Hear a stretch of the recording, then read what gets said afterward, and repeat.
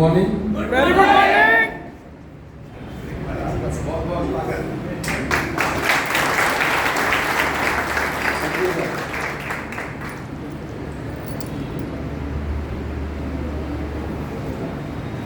नाम तो मेरा बता ही दिया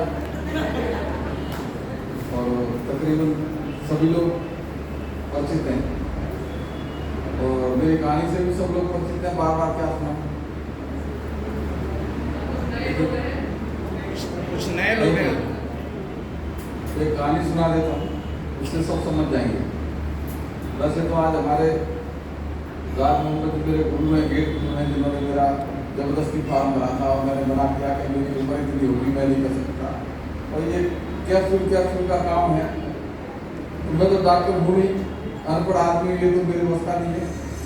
उन्होंने कहा कोई बात नहीं, करके देखो। उससे पहले मैंने 25 तरह के काम करके छोड़ रखे थे।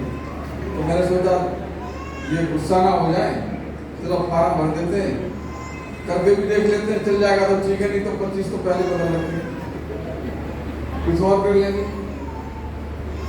कई परेशानियां आई, सर ने बताई ना परेशानियां कितनी आती हैं। जब तो काम शुरू किया, स्कूल कैप्सूल को मैं कहना नहीं आता था तो मैं पुदीना कैप्सूल बोलता था। साथ में मैं पुदीना कैप्सूल की डिब्बी लेके लोगों को दिखाता था। 5-6 दिन के बाद में ज्वाइन करने के बाद 5-6 दिन बाद पता है क्या हुआ, मैं किसी को समझा रहा था कि ये पुदीना कैप्सूल है, ये नौनी है। अखबार में निकला था झोला छाप डॉक्टरों की धरपकड़। जिसको समझा रहा था तो उसने अखबार रख दिया सामने, बोले पुलिस बुलाऊं, बोले पुलिस बुलाऊं, कब से डॉक्टर बन गया तुम? मैंने चुपचाप बोले पुदीना की ढक्कन बंद किया और जेब में रखा और के चल दिया। सीधा पहुंचा हेड ऑफिस। मैंने कहा ये अखबार साथ ले गया। मैंने कहा ये मरवाने का काम कर रहे हो? तो वहां समझाया कि भाई ऐसा है, ये कैप्सूल से कोई मरता नहीं है। मैंने कहा ये क्या लिखा हुआ है, पुलिस तो पकड़ ले जाएगी। तो उन्होंने समझाया कोई बात नहीं, आप करके देखो। और हमारे पास कंपनी की तरफ से बहुत सारे वकील हैं, कोई भी केस करता है तो हम हमारी कंपनी बचाएगी, आप बेहतर काम करो। तो मेरे को हिम्मत होगी। साथियों में बताना चाहूँगा शॉर्ट में, आज आपको सब कुछ पता चल गया, कुछ बचाए क्या? तो मैं बताना चाहूँगा बचा क्या है।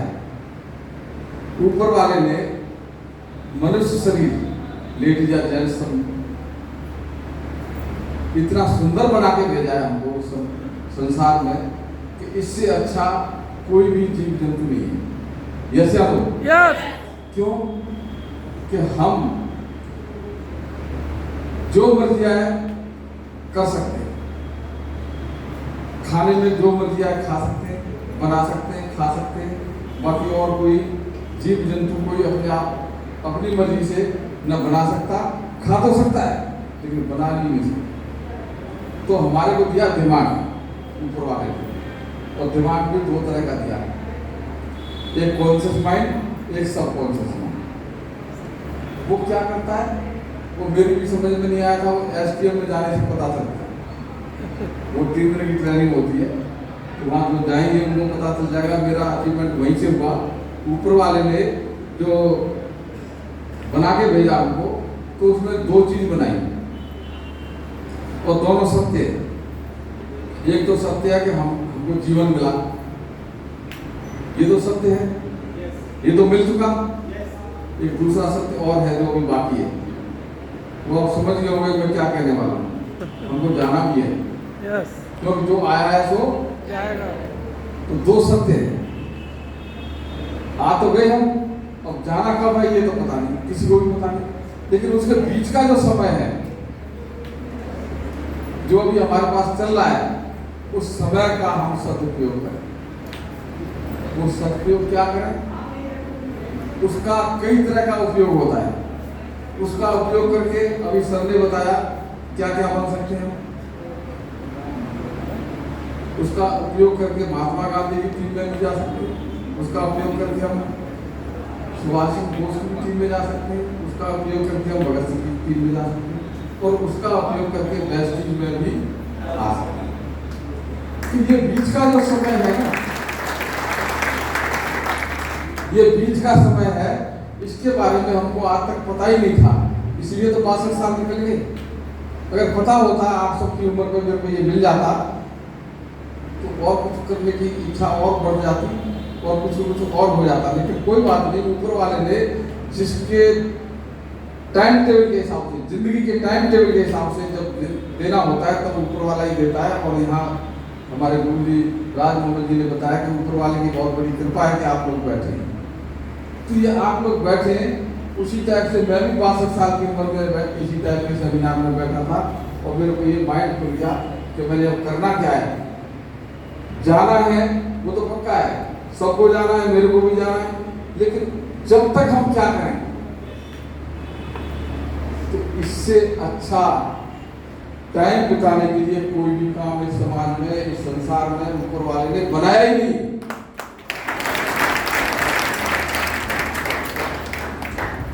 लेकिन बनाया क्या, दो तरह का माइंड, कॉन्शियस माइंड और सबकॉन्शियस माइंड। उसमें सर ने बताया था कितना ही मत्था पीट लो वो समझेंगे नहीं। 10% कई कैटेगरी बताई थी ना जी। तो आज मैं आप सबसे रिक्वेस्ट करूंगा, सबके पास टिकट है आज यहाँ अंदर आने की? यस, किसके पास नहीं है? सबके पास है। कोई बात नहीं, मेरे को नहीं दी। आप क्या करेंगे उस टिकट का? उस टिकट के पीछे अपना नाम, अपना आईडी नंबर और अपना फोन नंबर लिखेंगे और डॉक्टर विजेंद्र जी को दे देंगे। तो मैं दिल्ली जाके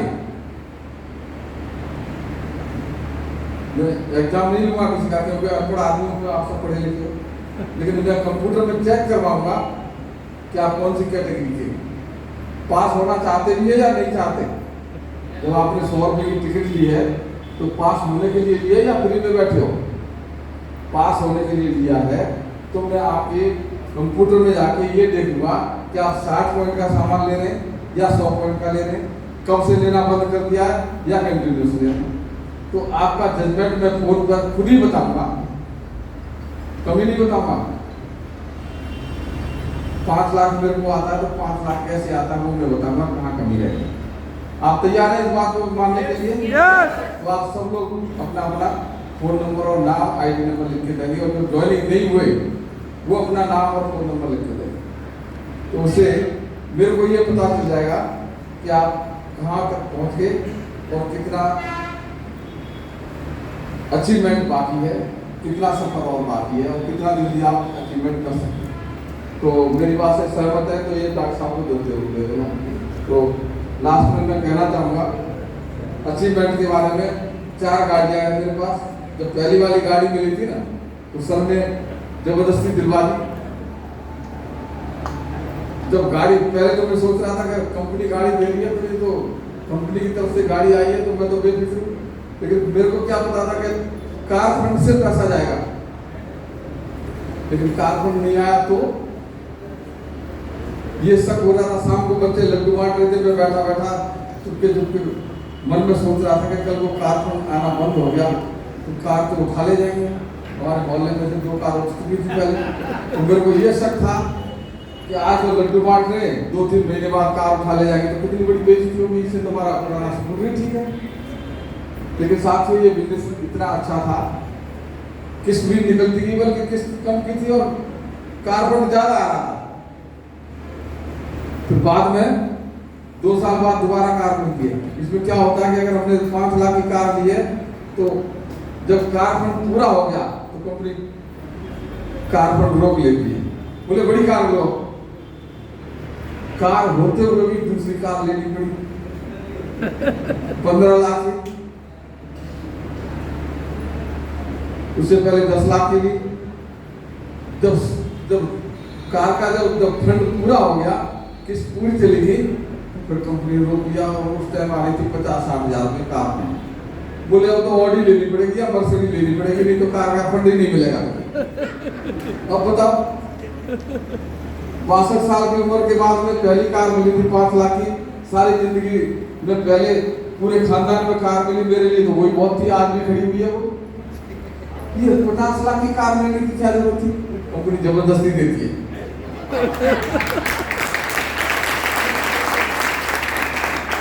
जब पहली कार मिली तो बड़ी खुशी खुशी से आगे वाली सीट पर बैठ के मैं सोच रहा था भाई स्टार्ट करके देखूं कैसे होती है।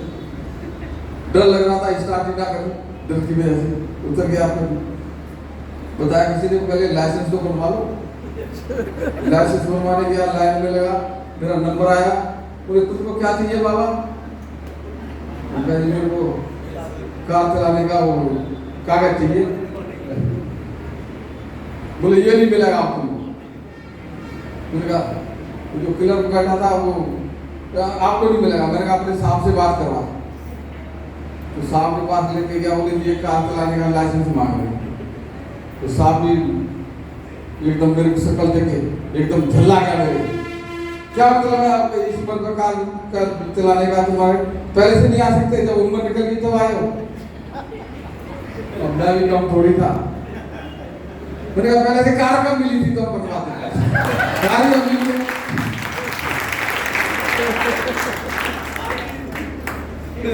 तो उन्होंने हाथ जोड़ के कहा आपको कार चलाने की इजाजत नहीं देगी गवर्नमेंट, कुछ भी करो। कोई बात नहीं, नहीं देगी तो कोई बात नहीं, लेकिन कार रहा 4 मिल चुकी है, एक और मिलने वाली है जगवार।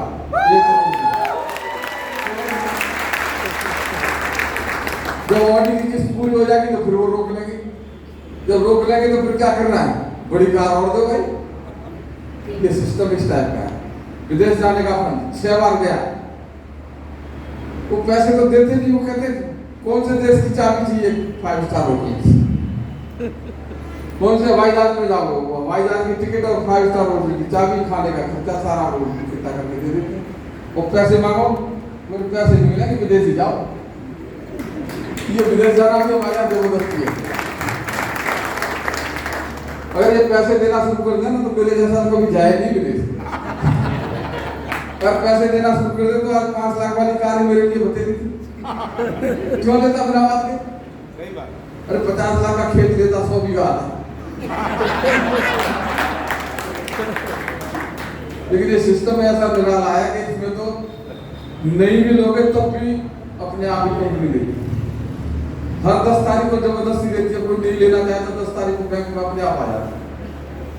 ये सिस्टम इतना निराला है। तो आप सब लोग तैयार हैं? और मेरे विचार से तो सबकी बात समझ में आ गई होगी। किसी को कुछ पूछना है तो मेरे से मत पूछना, बाद में फोन भी मत करना। आज मेरे गुरु जी आए, जो कुछ पूछना है अभी पूछ लेना। तो बहुत बहुत धन्यवाद। अब मैं बुलाना चाहूंगा डॉक्टर विजेंद्र कुमार यादव जी को।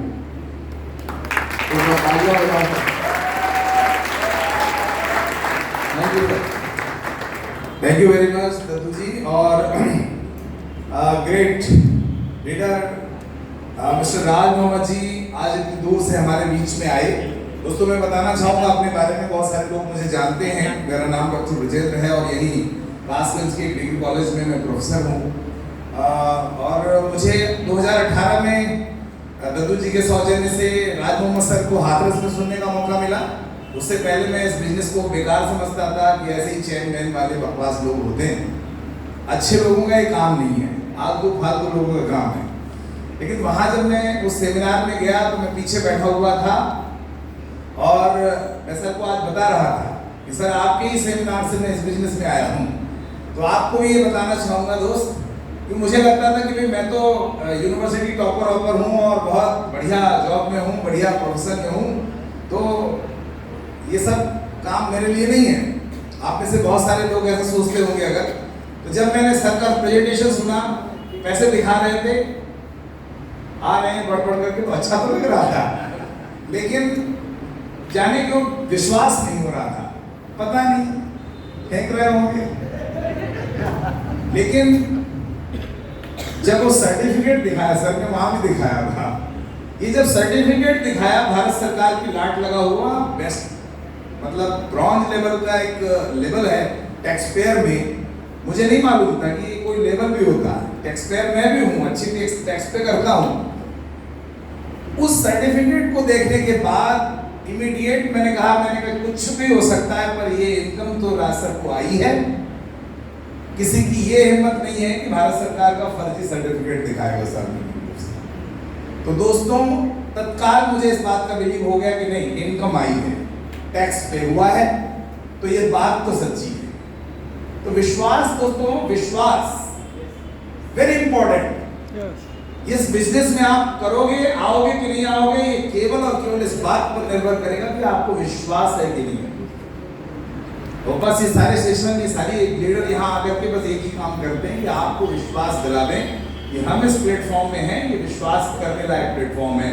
और अगर आपने एक बार विश्वास कर लिया तो ये आपकी जिंदगी बदल देगा। तो अब आगे मौका आपका है। तो मैंने ये बात कही, thank you very much, thank you sir, thank you very much, love you. आपको दद्दू जी को बहुत बहुत प्रणाम, हमारे गुरु हैं, मेंटर हैं, और ये सब सारा सिस्टम उन्हीं का चल रहा है। तो आप सबका आभार कि आप सब लोग जिनके भी कहने पर, बुलाने पर पहली बार, दूसरी बार या टीम लेकर आए हैं, आप सब खुशकिस्मत हैं। और आप सब लोग इस सिस्टम को विश्वास भी करें, और विश्वास करने के बाद इसको पूरी शिद्दत से करें। डायरेक्टर एंड एवं जितने भी लोग यहाँ बैठे हुए हैं, वो लोग यहाँ रहेंगे, या जो लीडर हैं वो यहाँ बैठेंगे जिन्हें विश्वास आ चुका है बेसिकली। बाकी लोग आप जा भी सकते हैं, रुक भी सकते हैं। तो उनके लिए एक छोटा सा ट्रेनिंग सेशन और रहेगा, प्लानिंग बताई जाएगी कैसे इतना बड़ा बिजनेस आप क्रिएट करेंगे, कैसे ये डुप्लीकेशन, टाइम मल्टीप्लिकेशन के